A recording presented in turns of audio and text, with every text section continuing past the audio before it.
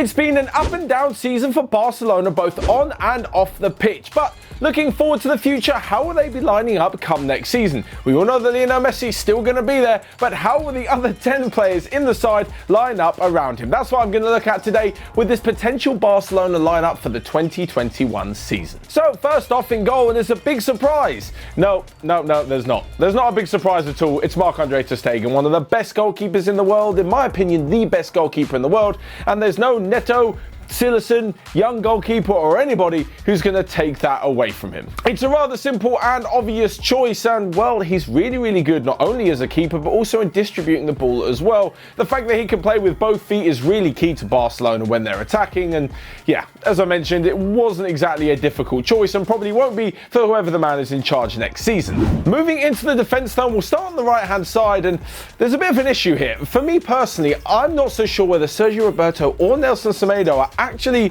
at the level that you would expect from Barcelona.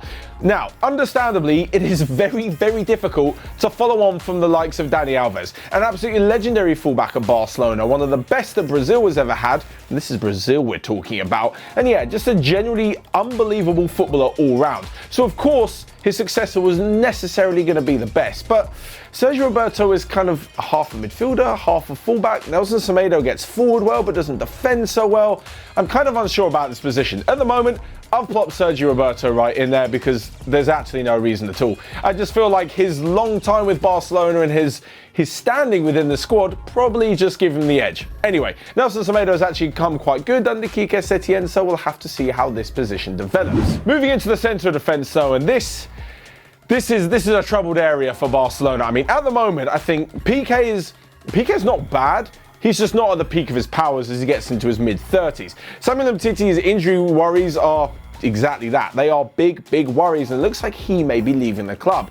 Todibo was brought in and then sent out on loan, and I'm not so sure whether or not he'll be at the club next season. And then on top of this, you've got Longley, who's actually a pretty good defender. I would put him in at centre half as one of them, and the other, I'm going to go for a new face. Now, first off, there was Milan Skriniar. He's been linked with a move to Manchester City as well as Barcelona, but for all intents and purposes, it looks like he'll be staying at Inter Milan over the summer and for the next few years. The same thing can be said with Kalidou Koulibaly, and although it looks like he's going to be leaving Napoli, I'm not so sure Barcelona are going to go in for him. Personally, I think they're going to go for Dayot Upamecano. Now, here's the thing. Centre-back is a massive position at Barca. It is incredibly important that they've got a strong defence because they don't want to be too top-heavy with all the attacking talent that they've got.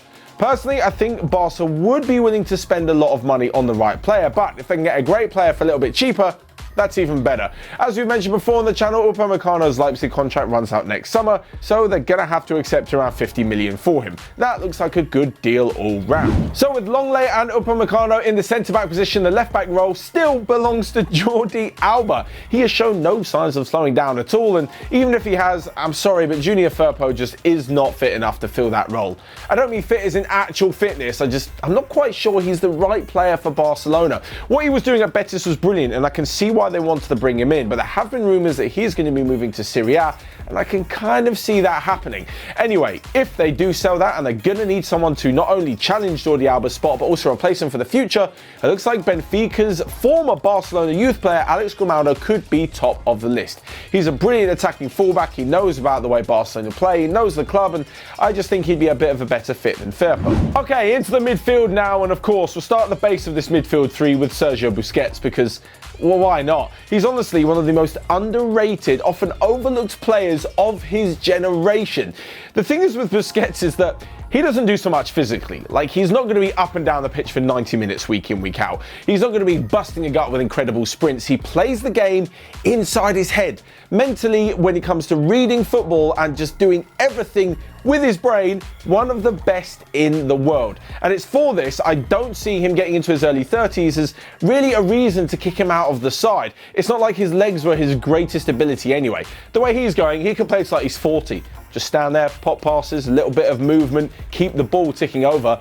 It's classic Busquets. Obviously, Frenkie de Jong is probably going to come into this defensive midfield role once Busquets eventually does leave the first team, but I can't see it happening next season. I'm going to stick with Busquets in that role. And talking of Frenkie de Jong, I also think he's going to be a massive part of Barcelona, not just next season, not just the season after, but for the next, I don't know, 8 to 10 years.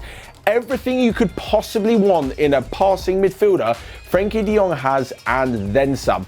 Honestly, consider the fact that Matthijs de Ligt, who Frenkie de Jong was with at Ajax, has also had a big money move this summer, and things haven't gone so well for him at Juventus. Just shows the kind of pressure that big money moves are under. We could also extend that to the likes of João Felix, even to Griezmann, even to loads of players. And the fact that Frenkie de Jong has gone about his business nicely, hasn't lit La Liga up and been by far and away the best player, but also definitely hasn't flopped. The fact he's settled into his role really nicely really shows just how much of, not only is he a good footballer, but also his maturity as well. I think he'll be starting in the midfield ahead of the likes of Arturo Vidal, who I think is going to leave the club. Ivan Rakitic is also leaving the club, and ahead of promising youngsters such as Carlos Alenia and Ricky Puig? I have no idea how to say that name every single time. So next up, and I'm actually recording this next bit a day later. Basically, I had Arthur in the team and they went home last night, and turns out Juventus have agreed a deal to sign the Brazilian for like 72 million. So I've come back to the drawing board, back to the camera, and now we're going to talk about another player who could fill this last position. But it will not be Rafinha. He signed a new deal, he went on loan to Celta, and if he comes back and he's done well, Barcelona can sell him for some money. And if he doesn't, well, they can probably just loan him out again. Anyway, with Arthur probably leaving, I feel like the position will go to one of two players. First off, as the outsider, that is Tanguy Ndombele. I'm not so sure he will actually make the move to Barcelona, although it looks like Jose Mourinho isn't happy with him at Spurs. He's not necessarily happy at the club, and maybe he'll fit in better at Barca, who were actually interested in him before Spurs signed him, than he would in North London. But no. The one player who I think is going to take this position on is going to be Miralem Pjanic. I mean, even if he's not part of the deal, which sees Arthur go to Juve and then Pjanic come in the opposite direction, it still looks like Barcelona are going to negotiate a separate deal, which would see the player move to the club.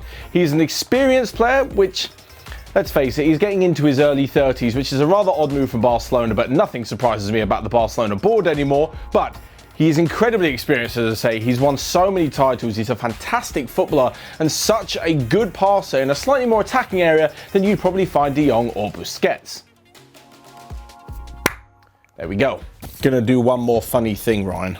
Anyway, back to you, original Matt, who actually filmed the proper video. So moving into the front three, and this is where it gets so difficult for Barcelona. Tactically, I'm not even sure how they're gonna set up.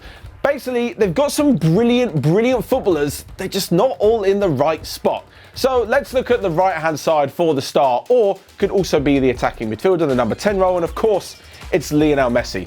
It really doesn't matter what you're saying, what you're doing, or which kind of tactic you're playing. Lionel Messi starts in the Barcelona first team for as long as he bloody well likes.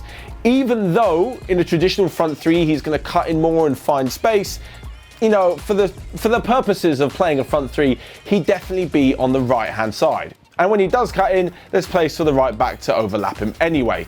Alongside this, there's the likes of Carlos Perez, who's been loaned out to Roma. I think he could be leaving the club permanently. And on top of this, there's also Ansu Fati, a brilliant young talent. I'm just not so sure that Barcelona are ready to put all the pressure on him starting week in, week out, and delivering basically the next generation of Barcelona football at such a young age. So along with this, the other wingers involved are as well Francisco Trincao, who's been bought in from Braga but is currently back on loan at his former club. And on top of this, there's also Ousmane Dembele. Right or left, he doesn't quite mind, but that's when he's actually on the pitch. Not only does he have massive injury worries for such a young player, but also his form can be inconsistent at the best of times. This is personally why I think Barcelona might go for a quick change of tactic, but no matter what change of tactic they make, it still won't involve Philippe Coutinho. So since moving to the new camp, yeah, it's not really been so great for Coutinho. He moved for a hell of a lot of money. They didn't really get much out of him, and then he went on loan to Bayern Munich, and even they aren't going to pay the money to sign him permanently. And the same thing could be said for Antoine Griezmann. This is where I think Barcelona should go with two up front. So first off, Luis Suarez. I know people are saying that Barca are looking for a replacement for him for this and that. The guy can still play football. he's still an unbelievable goal scorer, and it'd be kind of rude to him and to all the stuff that he's done at Barcelona to just kick him out of the team because he's in his early 30s. Him and Messi are still an unbelievable duo. And alongside him, I'm going to go for a potential new boy in Lautaro Martinez.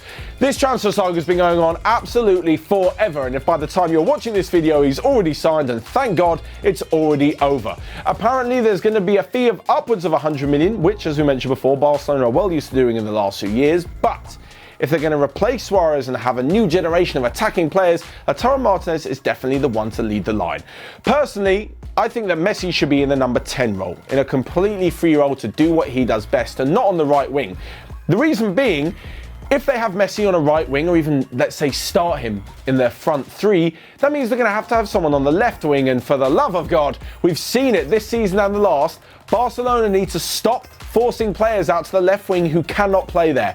Coutinho is not a left winger. Stop pushing him out there. Antoine Griezmann is not a left winger. Stop pushing him out there. That's the reason why I've gone for two strikers in this Barcelona setup. They don't really often play a 4-3-1-2 too often, but I just think with Messi allowed to create in a free role, the two strikers in Suarez and Martinez making brilliant runs, working exceptionally hard and doing what they do best, put the ball in the back of the net, I think Barcelona may not necessarily have that problem out wide.